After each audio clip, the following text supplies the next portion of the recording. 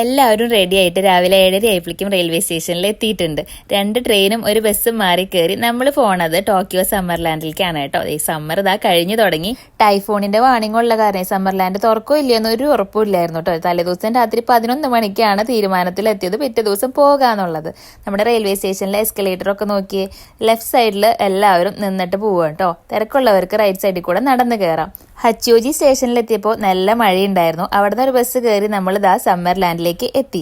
അവിടെ എത്തുമ്പോൾ നമ്മുടെ യാത്ര ഫുള്ള് പണി കിട്ടിയോ എന്ന് സംശയിച്ചെങ്കിലും അവിടെ ഇൻഡോർ പൂൾ ഉണ്ടായിരുന്നു കേട്ടോ. അതുകൊണ്ട് തന്നെ മഴയുള്ള സമയത്ത് നമുക്ക് അവിടെ ടൈം സ്പെൻഡ് ചെയ്യാം. കുട്ടികളുടെ സൈസിനുള്ള ട്യൂബൊക്കെ നമ്മൾ മേടിച്ചിട്ട് പോണതാണ് നല്ലത് കേട്ടോ. അവിടെ ഇത്തിരി എക്സ്പെൻസീവ് ആണ്. പിന്നെ അത് വീർപ്പിക്കാനുള്ള സൗകര്യമൊക്കെ അവിടെ ഉണ്ട് കേട്ടോ. കുട്ടികൾക്കും വലിയവർക്കും ഒരേപോലെ എൻജോയ് ചെയ്യാൻ പറ്റുന്ന ഒരുപാട് സ്ലൈഡുകളും റൈഡുകളും ഒക്കെ ഉണ്ടായിരുന്നു കേട്ടോ. പിന്നെ നമ്മൾ പോകുമ്പോൾ ഒരു പിക്നിക് മാറ്റ് എടുത്ത് പോയിട്ടുണ്ടെങ്കിൽ നമ്മുടെ സാധനങ്ങളൊക്കെ വെക്കാനും ഒരുമിച്ചിരുന്ന സ്നാക്സോ ഭക്ഷണമൊക്കെ കഴിക്കാനും നല്ലതാണ്.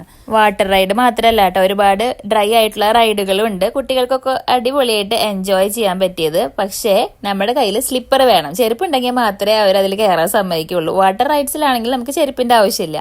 അപ്പൊ എന്തായാലും ഈ സമ്മർലാൻഡിലേക്ക് പോകുമ്പോൾ നമ്മുടെ കയ്യിൽ ഒരു ചെരുപ്പ് കരുതണം കേട്ടോ. എനിക്ക് പൊതുവെ ഹൈറ്റ് ഒക്കെ ഇത്തിരി പേടിയാണ് കേട്ടോ. എന്നാൽ പോലും ഇങ്ങനത്തെ റൈഡുകളിലൊക്കെ ഞാൻ കയറിയെങ്കിലും വലിയ വാട്ടർ സ്ലൈഡുകളും കാര്യങ്ങളും ഒന്നും ഞാൻ ട്രൈ ചെയ്ത് പോലും ഇല്ല കേട്ടോ. എനിക്ക് ഒത്തിരി പേടിയാണ്. എന്നെ പോലെ ഹൈറ്റ് പേടിയും ഇതേപോലത്തെ റൈഡുകളിൽ കയറാൻ പേടിയുള്ളവരൊക്കെ ഉണ്ടെങ്കിൽ താഴെ കമന്റ് ചെയ്തോളൂ കേട്ടോ. സാധാരണ ഇവിടുത്തെ തീം പാർക്കിലോ അമ്യൂസ്മെന്റ് പാർക്കിലോ ഒക്കെ പോയിട്ടുണ്ടെങ്കിൽ ക്യൂ നിന്ന് നമുക്ക് മതിയാവും കേട്ടോ. ടൈഫോണിന്റെ വാർണിങ്ങും ചെറിയ രീതിയിലുള്ള മഴയൊക്കെ ഉള്ള കാരണം തീരെ തിരക്കില്ലായിരുന്നു. അതുകൊണ്ട് തന്നെ മാക്സിമം എൻജോയ് ചെയ്യാൻ പറ്റി. വെള്ളത്തിന് ചെറിയ തോതിൽ തണുപ്പ് ഫീൽ ചെയ്തായിരുന്നു. അപ്പൊ ചില പൂളുകളിലൊക്കെ ഹോട്ട് വാട്ടേഴ്സ് ഉണ്ട് കേട്ടോ.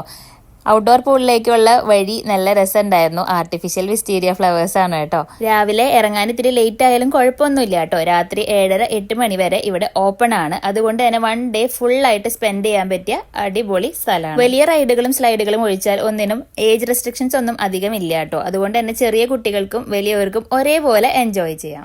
റൈഡുകളിലൊക്കെ കയറി ക്ഷീണിച്ചു കഴിഞ്ഞ് 650 മീറ്ററോളം നീളത്തിലുള്ള ലേസി റിവറിൽ ഒഴുകി നടക്കാൻ രസമാണ് കേട്ടോ. കുറെ കഷ്ടപ്പെട്ടിട്ടാണെങ്കിലും ജിക്കൂട്ടൻ 3 വർഷം കൊണ്ട് സ്വിമ്മിങ് പഠിച്ചെടുത്തു കേട്ടോ. അതുകൊണ്ട് തന്നെ അവൻ മാക്സിമം എൻജോയ് ചെയ്തു. നല്ല ഇഷ്ടപ്പെട്ടു വാട്ടർ തീം പാർക്ക്. തീരെ ചെറിയ കുട്ടികളാണെങ്കിൽ കാലിട്ടിരിക്കാൻ പറ്റിയ ട്യൂബ് മേടിക്കുകയാണെങ്കിൽ കുറച്ചും കൂടി ഹെൽപ്ഫുൾ ആവും. അത്യാവശ്യം ആഴമുണ്ട് മിക്കവാറും പൂളുകൾക്ക്. എല്ലാവർക്കും ഒരേപോലെ ഇഷ്ടപ്പെട്ട ഒരു ഐറ്റമാണ് മോൺസ്റ്റർ സ്ട്രീം. വലിയ തിരമാലകളായിരിക്കും കേട്ടോ. അതിൽ കൂടെ ഇങ്ങനെ ഒഴുകി നമ്മൾ പോകും.